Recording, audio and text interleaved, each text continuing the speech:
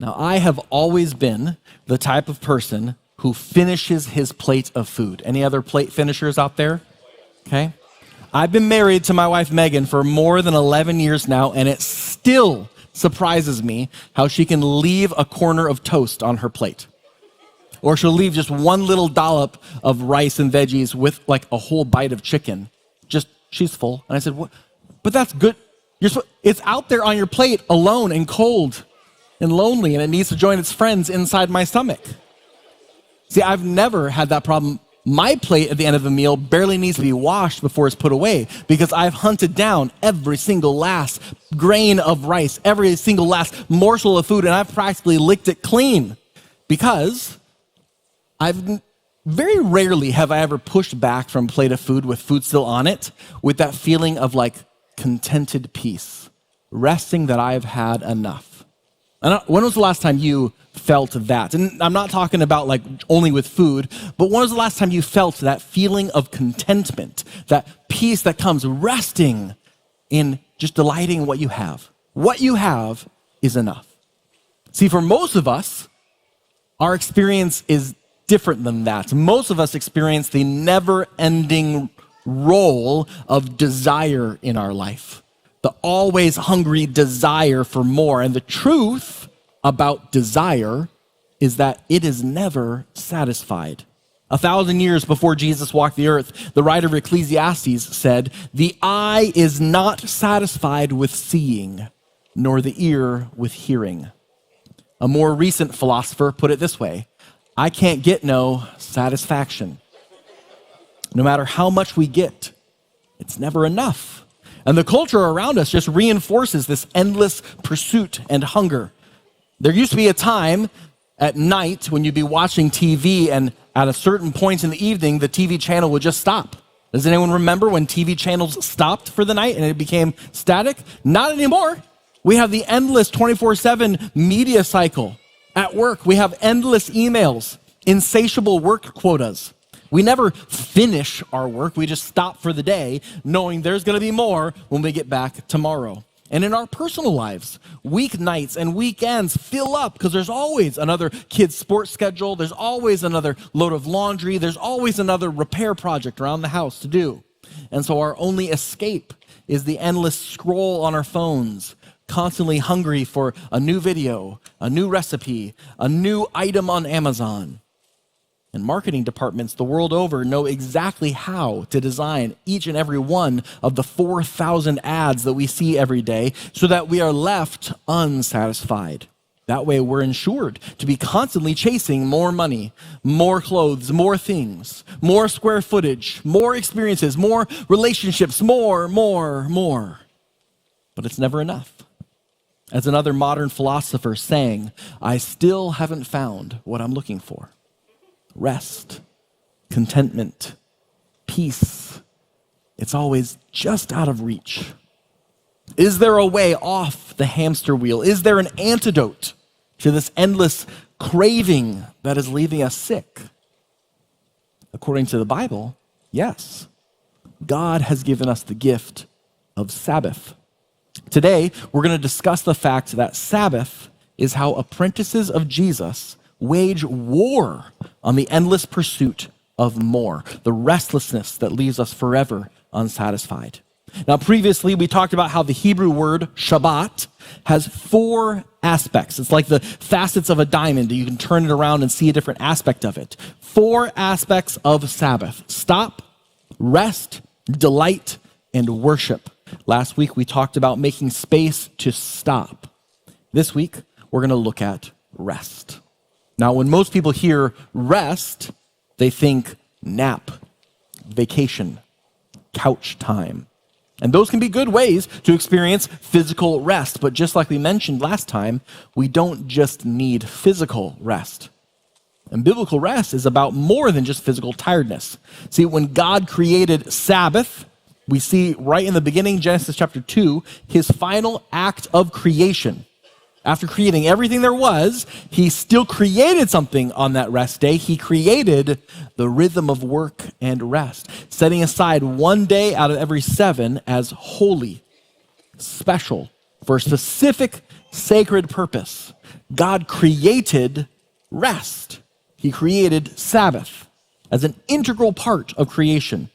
Work is good, but work is incomplete without the rhythm of rest that God created. And we see Jesus reinforce this with his invitation in Matthew chapter 11. He says, "Come to me, all you who are weary, and I will give you rest for your souls."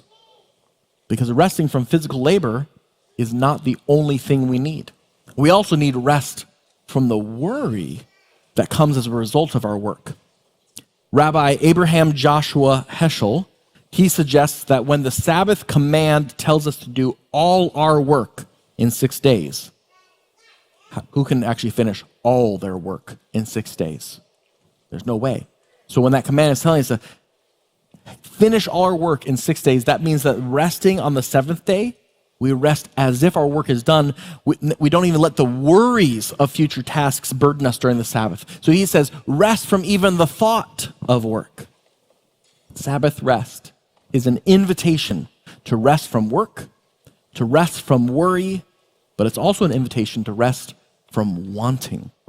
The consumer culture we've already talked about that keeps us chasing, keeps us desiring, never satisfied, enslaved to the pursuit of more.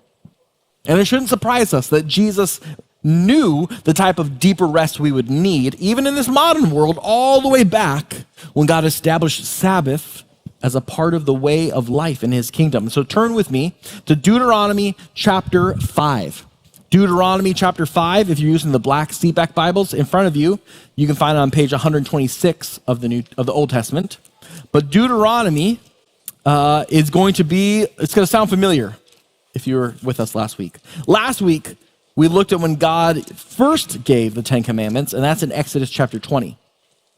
And that happened in Exodus right after God's people had been rescued from Egypt.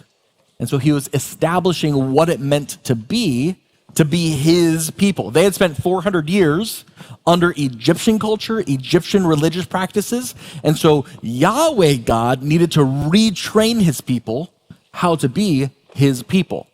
But Deuteronomy picks up decades later as the people stand on the edge of the promised land. The first generation that had escaped Egypt, they had all passed away. And so this generation was their children. And so God takes time again to reestablish what it means for them to be his people right before they go into the promised land to drive out all the other peoples living there. So let's read it together. Deuteronomy chapter 5, beginning in verse 12. Observe the Sabbath day and keep it holy, as the Lord your God commanded you. 6 days you shall labor and do all your work. But the seventh day is a Sabbath to the Lord your God. You shall not do any work, you or your son or your daughter, or your male or female slave, or your ox or your donkey, or any of your livestock, or the resident alien in your towns, so that your male and female servants may rest as well as you. Remember that you were a slave in the land of Egypt, and the Lord your God brought you out from there with a mighty hand and an outstretched arm. Therefore, the Lord your God commanded you to keep the Sabbath day. This is the word of the Lord. Thanks be to God. Now, there are two differences between the Sabbath command in Exodus 20 and Deuteronomy 5. And so I try to put them both up on the screen. I know they're small, but I'm going to talk you through them. The first is a small difference right at the beginning. In Exodus, it starts with the words, remember the Sabbath, remember. But here in Deuteronomy, it says, observe the Sabbath. Now in Hebrew, the word for observe is shamar, which means to keep watch over, to guard. We do this today when we observe a holiday, a holy day, like Christmas or Easter, right? We guard it. We make it special and unique. That's the idea that God is getting at for the Sabbath. It's supposed to be kept like a weekly holiday. We're supposed to guard it as special so that it doesn't get glossed over like any other ordinary day. That's change number one. Observe. And the rest of the command between Exodus 20 and Deuteronomy 5, pretty much the same until you get to the end. And that's where there is a major change. Now in Exodus, the command ends with, for in 6 days, the Lord made heaven and earth, the sea and all that is in them, but rested on the seventh day. Therefore, the Lord blessed the Sabbath day and made it holy. But here in Deuteronomy, it says, remember that you were a slave in the land of Egypt, and the Lord your God brought you out from there with a mighty hand and an outstretched arm. So it's the same command, but two completely different reasons behind the command. In Exodus, the command is grounded in the story of creation. This is how God created the world with this rhythm of rest and work. So therefore, remember to keep it. But here in Deuteronomy, Sabbath is grounded in the story of liberation and rescue. He says, you were, past tense, you were slaves in Egypt, but you're not slaves anymore. See, last week we talked about rest as a rhythm. But this week, we're going to look at how rest is resistance. Give me a chance to explain it. If you read through the Exodus story of what conditions were like before God's people were rescued from slavery, we see restlessness on display. We can just look at a couple excerpts from chapter 5 of Exodus on how Pharaoh drove the slaves so hard. He's talking to Moses and Aaron, and he says, why are you taking the people away from the work? Get back to your labors. Later on, he says, well, let heavier work be laid on them, because then they'll pay attention to it and not to deceptive words. Because Moses and Aaron were trying to say, hey, can you let all of our people go out to the wilderness to worship our God? Just give us a break, a quick weekend. We're going to worship God. And he says, you're lazy. Lazy, that is why you say, let us go sacrifice to the Lord. Go now and work, for no straw will be given to you, but you shall still deliver the same number of bricks. See, even if you haven't read the whole Exodus story, you can just see from these excerpts, Pharaoh is a cruel tyrant. And the slaves are only valued for what they produced, which was never enough. No rest for them, just more, more, more. But Pharaoh got to rest. Pharaoh got to enjoy a lavish, opulent lifestyle, but that was only made possible by the abuse of cheap labor. So no rest for the slaves. Slaves work all day, every day, until they die. But when God set them free, he reestablished rest for them. And so the command is to remember, you were slaves in Egypt, but you're not anymore. You're in a new kingdom with a new king. And in this kingdom, your value is not in what you produce. But while you experience this freedom, while you're experiencing the freedom of no more daily quota, no more slave drivers over you, make sure never to become a slave driver yourself. And so that's why the Sabbath command lists out male and female servants, foreigners, even the animals, because under the Sabbath, all are equal and equally deserving of rest. And I'm trying to convince you today that we need this practice more than ever, because we still live under the tyranny of modern day pharaohs. I learned from Pastor John Mark Comer that Egypt has long been used as an archetype for empires down throughout history. And if any of you carry cash, you can just look on the back of a US dollar and you're going to see a symbol on it. What symbol do you see on the back of a US dollar? A pyramid. Absolutely. A pyramid has been a symbol of empire for all throughout history. And if you look at the back of the US dollar, the pyramid has 13 levels for 13 colonies, but the pyramid is unfinished, signifying that there's still a desire for more. Which is why the average American works more hours than any other nation in the world. It doesn't matter that technology has given us things like dishwashers and GPS and microwaves. You know, these things that are time-saving devices or labor-saving devices. They are supposed to take over the menial tasks so that we can live like the Jetsons. But no, here we are. In the last 60 years of innovation, we actually have 37% less leisure time now than most Americans did back in the 60s and 70s. We work more than ever before. And we have more than ever before. Lowball estimates say that we now spend 2 to 3 times more on goods and services than previous generations did in 1945. And our homes are now 3 times larger and full of more than twice as many items. This blew my mind. Did you know that the average American home, each one of your homes, has more than 300,000 items in it?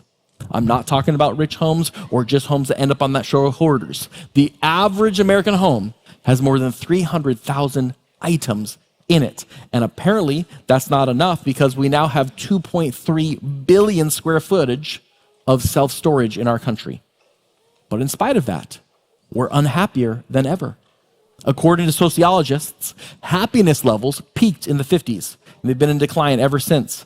Pastor John Mark Comer points out that timeline coincides with right around when blue laws were phased out. And the Lord's Day, or the Sabbath, was secularized, and we just started calling it the weekend. We work more than ever before.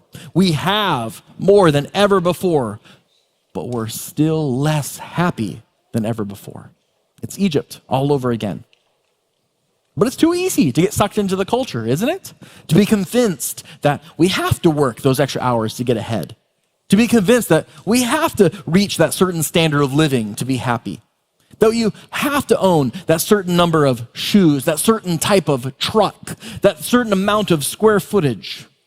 We have to find good deals online, even though we're pretty sure that the only way it can be that good of a price is if there's some sketchy labor laws somewhere in the world. But I'm not going to think about that. That's just the way of the world anyways. I'll just click buy because I have to have it. But it doesn't have to be this way because Sabbath is an act of resistance. It's a rebellion against the forces of empire that oppress us and others. Sabbath is a way of speaking with your body, with your schedule, enough. Enough work. Work is a good thing, but it's not the thing. Enough striving, because ambition without limit, without control, it becomes the controller. Enough stuff. Stuff isn't bad, but most of us have more than enough stuff. Enough screens.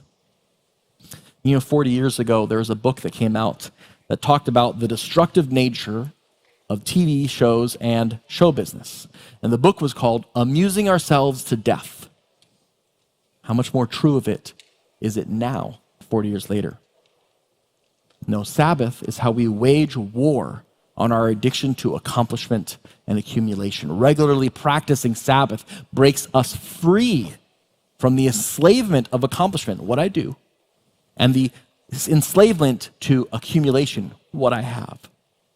Later in the Old Testament, followers of Yahweh tried to figure out guidelines around how to live in Sabbath, and they actually made guidelines about not buying and not selling on the Sabbath, because it then becomes a practical rebellion against the forces of empire. One pastor I know says that his family tries not to shop or even talk about what they want more of on the Sabbath. Instead, it's a day to practice gratitude and enjoy what God has already provided for them. A few weeks ago, Megan and I were trying to reestablish our Sabbath rhythm as a family. It had been a crazy summer. We'd gotten totally out of rhythm. We were trying to reestablish, and at one point in the middle of the day, I realized I had to take my phone and put it away in a drawer because I kept looking around on our day off, our day of celebration or relaxation, and kept thinking of the things we didn't have that we needed. Oh, we need some more of that. And then I'd start scrolling and start seeing some things, and I'll add that to my cart in Amazon. I got stuck, and that'd be cool too. Now, is it a sin to add things to your Amazon cart? No, not at all. But on a day that was supposed to be set aside to connect with God and thank Him for what He has provided for us, for what we have already. Instead, I was getting sucked into the frenzy of scrolling and thinking about what I did not yet have. Of course, that was pulling me away for what God was trying to create for me and the family. But Sabbath is a practical way to fight the frenzy. Sabbath helps us wage war on the cultural addictions that have enslaved us. Sabbath helps us resist the endless pursuit of satisfaction through getting more. But how do we do that? How are we supposed to learn the unforced rhythms of grace that Jesus offers when what comes naturally is restlessness? Now, last week, I encouraged you to pick a Sabbath window. Whether it's a day like Sunday that you're going to experience the Sabbath, or if you can't do a whole day, what's a 4-hour window of time? And simply practice stopping. Stop work and stop screens. Now, how I try to think of it is that I want to rest from work, from worry, and from wanting. Sabbath rest for me involves resting from work. And this means paid work and unpaid work, because Sabbath isn't just a day off where you get all your chores done that you didn't have time to do the rest of the week, right? And so maybe that means that I need to prepare a little bit more the day before so that I can truly stop and connect with God, so I can truly rest. And that doesn't mean just selfishly laying around and ignoring my responsibilities, but if I've taken care of my responsibilities throughout the week, then on a Sabbath, I can actually turn to God on my Sabbath and be open to Him.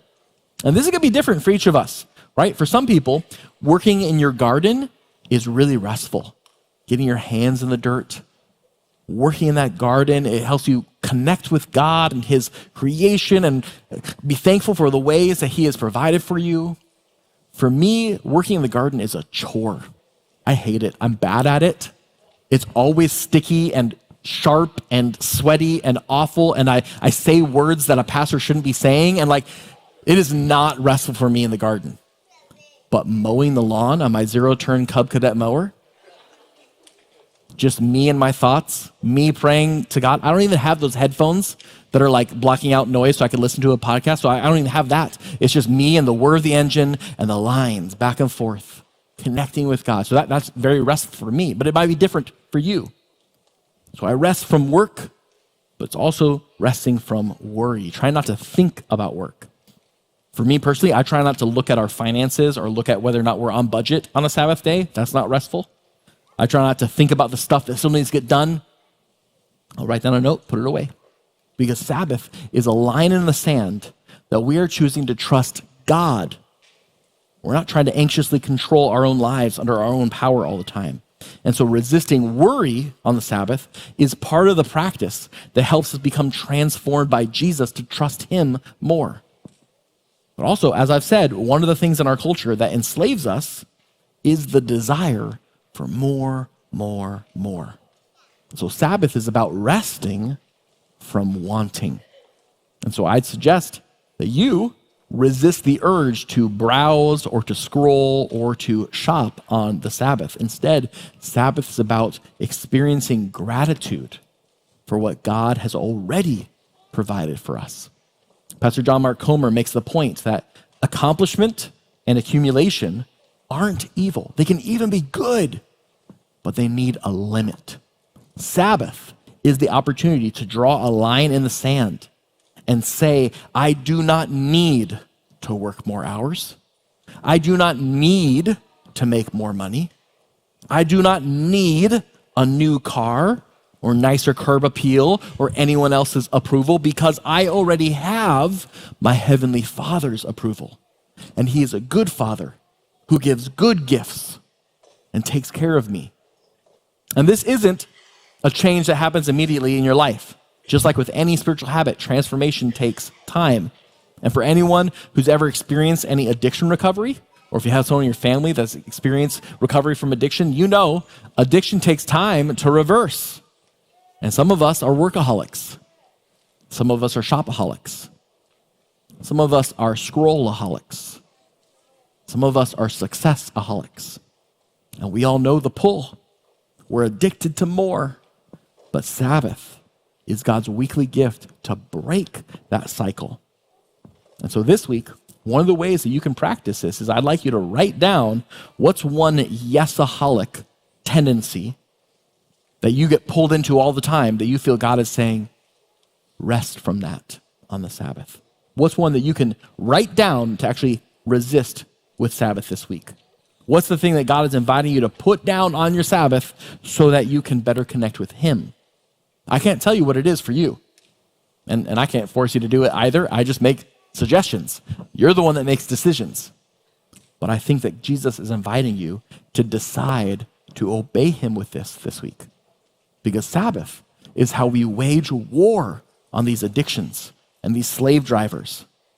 But it's just like the Apostle Paul tells us in Ephesians, our war isn't against flesh and blood, it's against principalities and powers, the spiritual forces of darkness.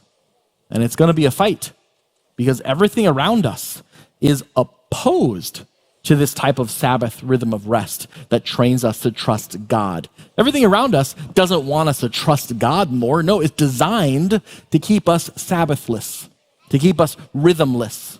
is designed to keep us going and going and wanting and more until our soul is hollowed out and numb. There are spiritual forces at work around us to keep us enslaved, to keep us from Sabbath rest, whether it's racial injustice, sexism, inequality, greed, corruption on every level of politics and society. All of that is absolutely animated by dark spiritual powers that are anti-Sabbath because they are anti God's way of life.